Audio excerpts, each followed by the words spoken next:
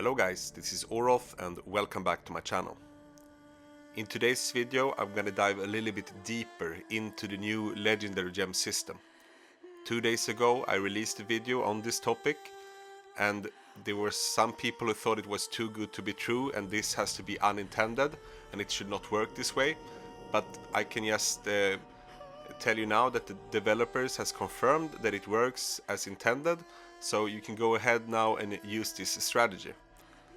And I was showing you real quick in my last video how it works, but I think I have to do a little bit more of a detailed tutorial on exactly how to utilize this mechanic fully. So I'm gonna do it now in a very slow and pedagogical fashion so that everyone can follow me and understand. So please pay close attention.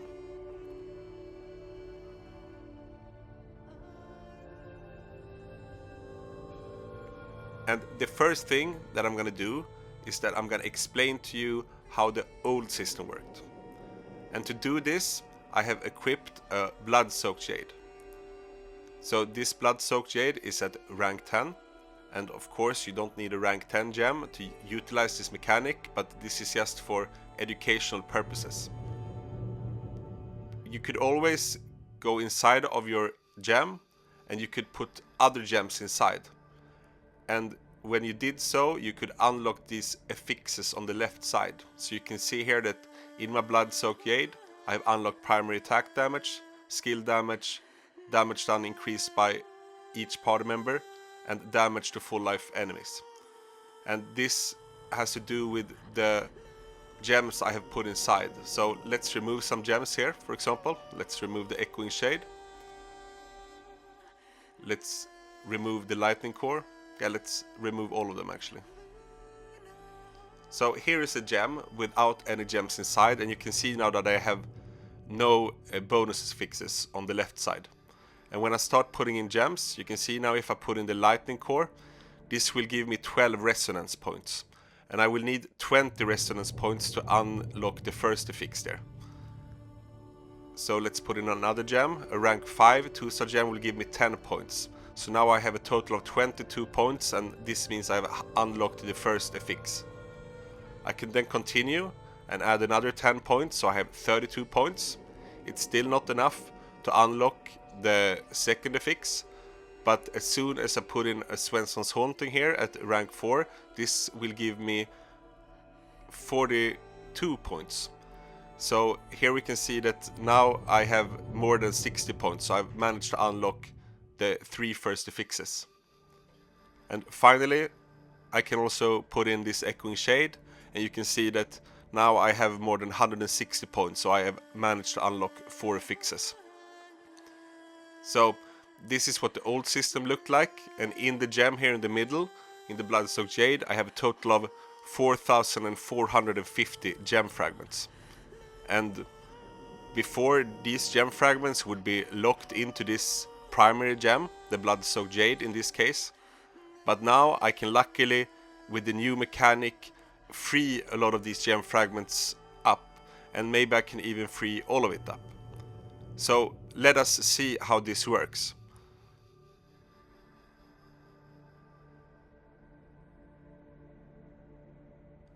So what I'm gonna do now is that I'm gonna unequip my blood-soaked jade, and then I'm gonna go to the jeweler, because at the jeweler here you can make gems dormant. So if I go to the jeweler and I press gem power transfer, and then I go to my jewelry bag here, and I can click on the blood-soaked jade, and then I click on power extraction. And when I click on power extraction, we can see now that we have 4,450 gem fragments inside of this gem. And if I click extract power, now all of these gem fragments will end up in my bag, but the blood-soaked jade will be dormant. So you can see here's the blood-soaked jade, it's dormant. And if I go now to my inventory, you can see here that I have all of these gem fragments now in my bag. So previously, if I wanted to use the blood-soaked jade, I had to put all of these gem fragments back inside of the blood-soaked jade. But now we can equip a dormant gem. So I can equip the blood-soaked jade, and you can see now it's equipped but it's dormant. So it doesn't give me any resonance or any effects. But now I can start putting inside of it some gems. So let's go inside again. And we can see now if I put in a rank 5 unity crystal, this will provide 81 gem power while socketed in your primary gem. And this will not be enough to activate it because I need a total of 4,450. I can then continue and put in another rank 5 2-star gem, which will provide another 81 gem fragments. And finally, I can also put in this lightning core, which will give me 186 gem fragments. But as you can see, this is far from enough to activate the gem. And if I'm lucky, I'm able to put in even more. So I can put in this Svensson Haunting, for example, that will provide 321 gem fragments. And finally, I can also put in this Echoing Shade. This will provide 5,167 gem fragments. So if I put this inside, it will be enough to activate the gem, and I don't need to do anything really. Now it's active and it works as intended. But if I remove this Echoing Shade again, we can see that the gem is not active in the middle because the gem fragments provided is not enough. But if you remember, when I made the Bloodsoaked Jade dormant, I also received 4,450 gem fragments. I will get some gem fragments from the gems inside here, but what I can do now is that I can actually click this button here down to the left that says Power Infusion. And now I can top up the missing gem fragments. And you can see here that instead of 4,450, I only need to top up 3,781. So if I do so, we can see now that all of a sudden the gem will be active. And if I go to my bag, we can see that I was able to free a lot of gem fragments. So even if I couldn't activate it fully with the gems that I put inside, I can still free a lot of gem fragments. So for example, let us try another thing. If I remove this Bloodsoaked Jade and then I go to the jeweler here, because inside of the Bloodsoaked Jade I had a rank 4 Svensson's Haunting. So if I extract the power from this Svensson Haunting, it's gonna be dormant. And it gave me 225 gem fragments. So let us now equip the Svensson's Haunting instead. Let me scroll down here. Here it is, and currently it is dormant. Anyone who has a rank 4 5-star gem can do this now, as long as the slot that you put it in is awakened. So now I can go inside of this Svensson Haunting, and we can see now at rank 4 I have only unlocked one of these slots. I will get another slot at rank 5, another slot at rank 6, another slot at rank 7, and finally a 5th slot at rank 8. But now I only have one slot, and here I can put a 2-star gem. So if I go here and let me say, for example, that I have a rank 6, the Hunger, we can see now that this will not activate the gem fully, but this will provide 186 gem power while socketed in the primary gem. So now I don't have this power infusion button down to the left because this I only have on a rank 10 5-star gem. So now I have to go to the jeweler and I click here on gem power transfer and I click on the Svensson Haunting here that I have equipped. Now you can see that I have this button power infusion, and when I click on it I only have to put in 39 gem fragments.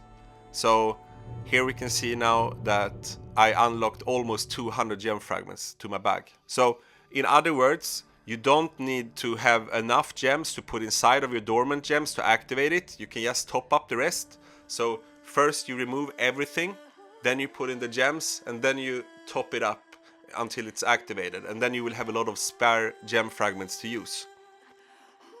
What's also important to mention here, let me put back my Bloodsoaked Jade again. If I go inside of it here, we can see that there are a possibility here to either add the main gem that should go into this specific slot, and this is a Unity Crystal. If I use a Unity Crystal, it will count towards these resonance bonuses on the left side that we talked about in the beginning of the video. But I can also put in any 2-star gem. So for example, if I have a high rank 2-star gem of a different type, like this power and command for example, it will not give me the resonance affixes, but it will still provide the gem fragments to the primary gem.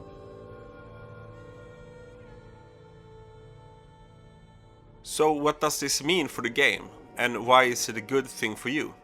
Let me explain. First of all, previously when you wanted to use a specific 5-star gem, you had to activate it by keeping all of the gem fragments inside of it.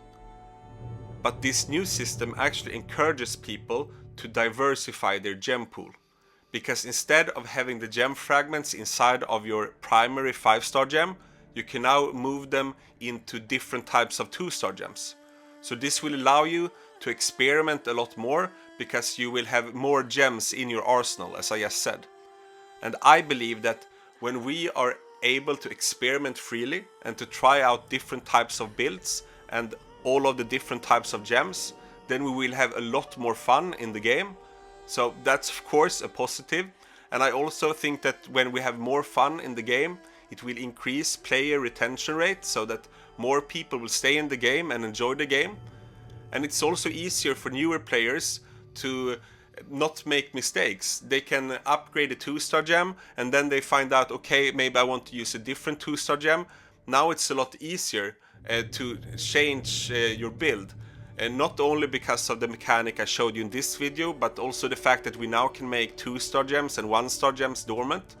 This means that everyone can get at least a dormant rank 5 2-star gem of each type, so that you can freely play around and see which combinations that you think is most fun or that works best for you. It will also allow more theory crafting and more exciting builds when more people are able to do so.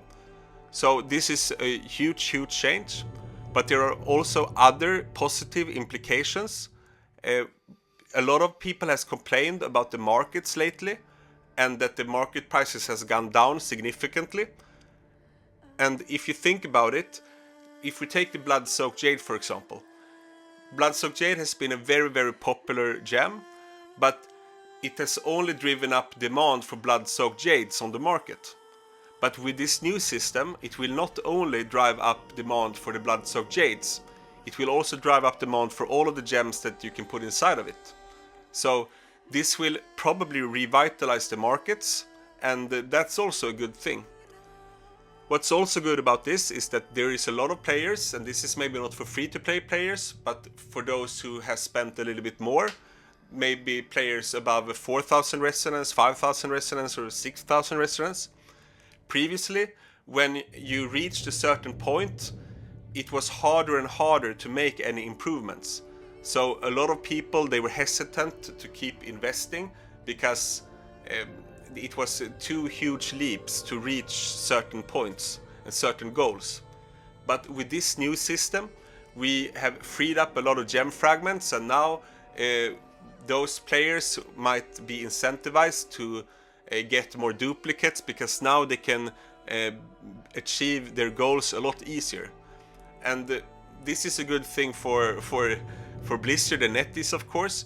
So I would say that this is a win-win situation for everyone.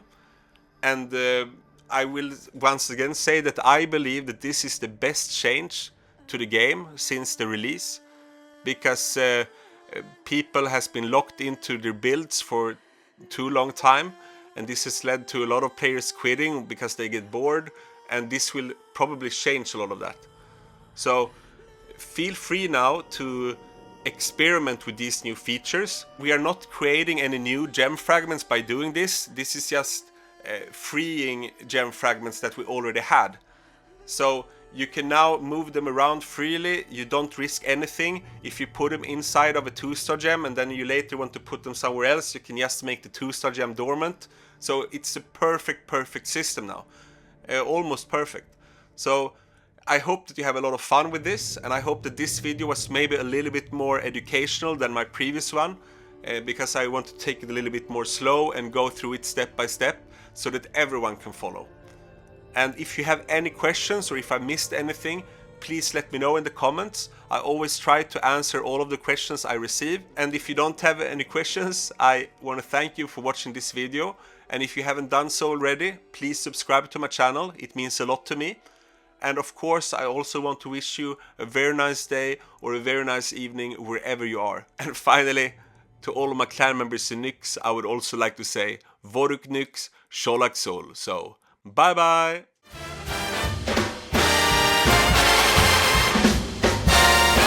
Guess who's back with some brand new content? Hit the bell button, maybe leave a comment. Oroth with the swagger, wanna see his game. Teach you all the secrets, it will be insane. Guess who's back with a brand new lesson? He will have the answer if you have a question. Oroth invites you to his awesome tribe. No more time to waste, it's time to hit subscribe.